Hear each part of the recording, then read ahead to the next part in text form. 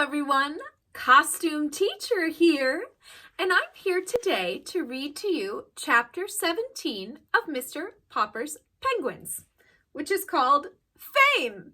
Fame! I'm gonna live forever! What, is every chapter now like a song that you just have to sing? Can't resist. Yes. Apparently so. All right, there are some vocabulary words in this chapter I want to make sure you are all familiar with before we read. And those words are shrill. Can everyone say shrill? That means a high-pitched noise like an alarm. Well, we've all been through a fire alarm at school, so we're familiar with that. Look at this guy. Just committing.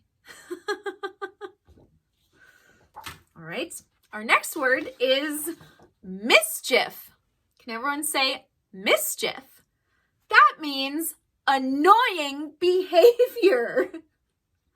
The examples are no, David. Remember those books? I said no, David.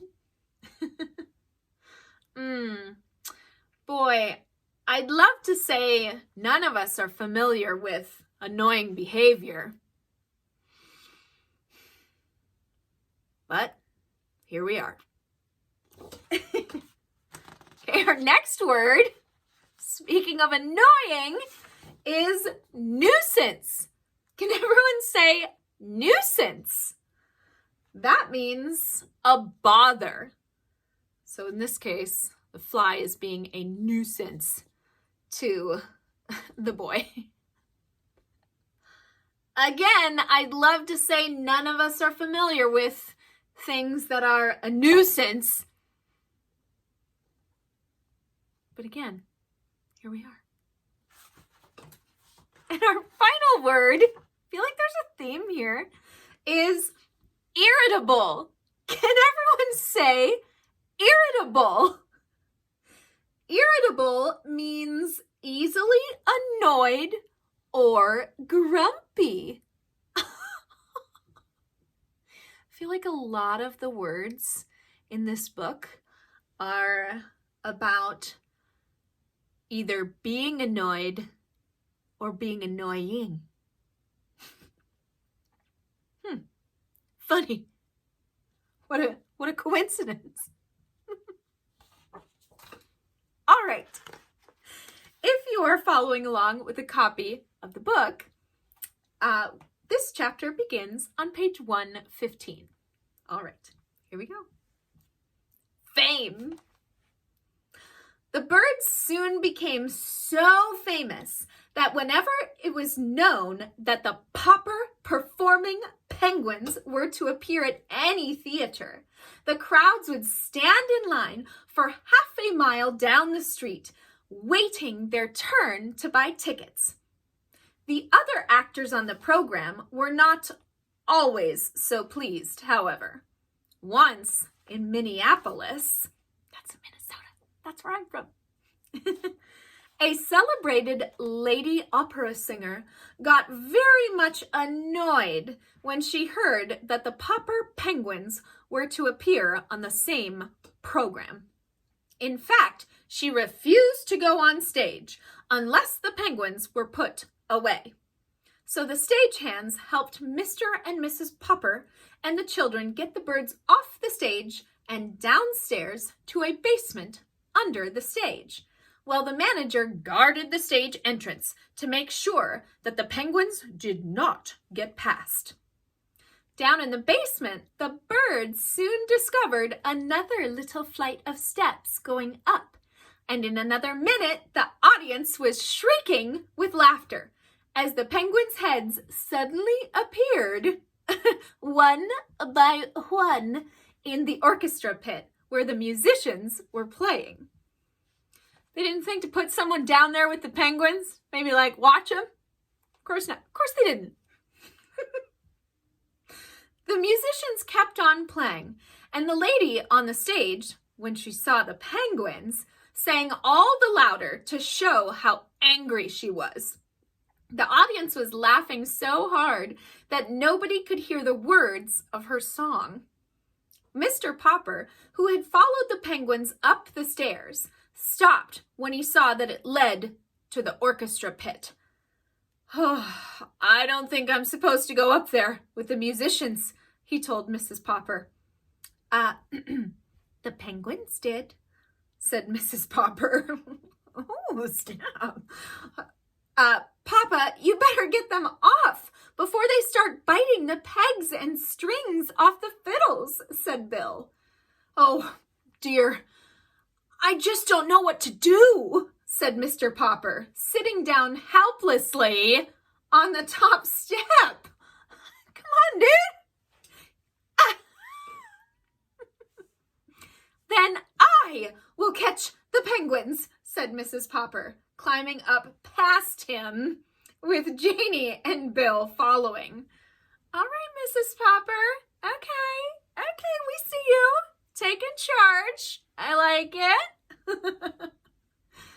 When they saw Mrs. Popper coming after them, the penguins felt very guilty because they knew they did not belong there. So they jumped up on the stage, ran over the floodlights, and hid under the singing ladies' blue skirts. Ooh, this is gonna go well. I feel it. That stopped the singing entirely, except for one high, shrill note that had not been written in the music. Ah! I mean, I'd scream too if a bunch of penguins went under my dress. You can't blame her, right? The birds loved the bright lights of the theater and the great laughing audiences and all of the traveling. There was always something new to see. From Stillwater out to the Pacific coast they traveled. It was a long way now to the little house at 432 Proudfoot Avenue, where the Poppers had to worry about whether their money would hold out until spring. And every week they got a check for $5,000. And when they were not actually playing in some theater or traveling on trains between cities, their life was spent in the larger hotels. Now and then a startled hotel keeper would object to having the birds register there. "Why, we don't even allow lapdogs in this hotel," he'd say. "Yes, but do you have any rule against penguins?" Mr. Popper would ask. Then the hotel keeper would have to admit that there was no rule about penguins. And, of course, when he saw how neat the penguins were and how other guests came to his hotel in the hope of seeing them, he was very glad to have them. You might think that a large hotel would offer a great many opportunities for mischief to a lot of penguins, but they behaved very well on the whole, never doing anything worse than riding up and down too often in the elevators and occasionally biting the brass buttons off of some bellboy's uniform. $5,000 a week may sound like a great deal of money, and yet the Poppers were far from rich. It was quite expensive to live in grand hotels and travel about town in taxicabs. Mr. Popper often thought that the penguins could just as well have walked back and forth between hotels and theaters. But every one of their walks looked so much like a parade that it always tied up the traffic. So shocking, right? That, I thought we could just walk across town with our penguins, but for some reason, it causes traffic. Who knew?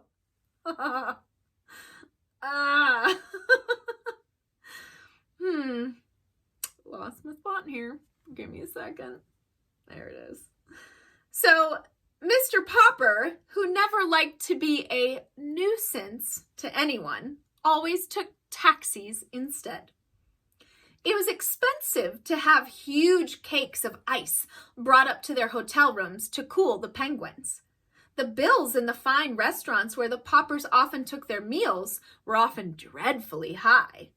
Fortunately, however, the penguins' food had stopped being an expense to them. On the road, they had to give up having tank cars of live fish shipped to them because it was so hard to get deliveries on time. So they went back to feeding the birds on canned shrimps. This cost them absolutely nothing, for Mr. Popper had written a testimonial saying, "Poppers performing penguins thrive on Owen's oceanic shrimp." That's got a little alliteration also. Owen's oceanic shrimp. This statement, with a picture of the 12 penguins, was printed in all the leading magazines, and the Owen's Oceanic Shrimp Company gave Mr. Popper an order that was good for free cans of shrimps at any grocery store anywhere in the country. So he's kind of an influencer of his time, right? Having like sponsored content. All right. Several other companies, such as Great Western Spinach Growers Association and the Energetic Breakfast Oats Company, wanted him to recommend their product too and offered him large sums of cash. But the penguins simply refused to eat spinach or oats, and Mr. Popper was much too honest to say they would, even though he knew the money would come in handy. From the Pacific coast, they turned east again to cross the continent. They had time enough on this brief tour to touch only the larger cities. After Minneapolis, they played Milwaukee, Chicago, Detroit, Cleveland, and Philadelphia. Wherever they went, their reputation traveled ahead of them. When in early April they reached Boston, huge crowds awaited them in the railway station.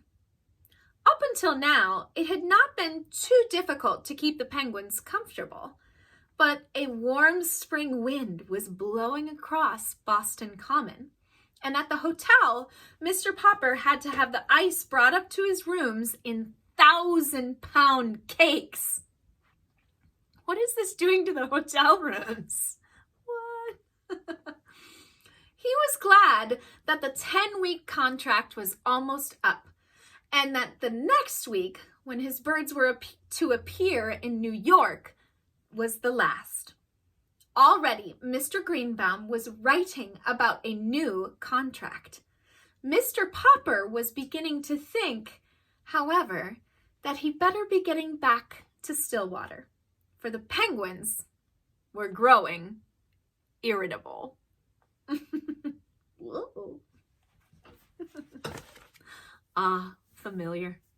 That part of the year when you're just growing irritable with everything. All right, everybody. Well, that was chapter 17. I hope you enjoyed it, and I will see you next time for chapter 18. Have a great day, everybody. Hope you're not too irritable.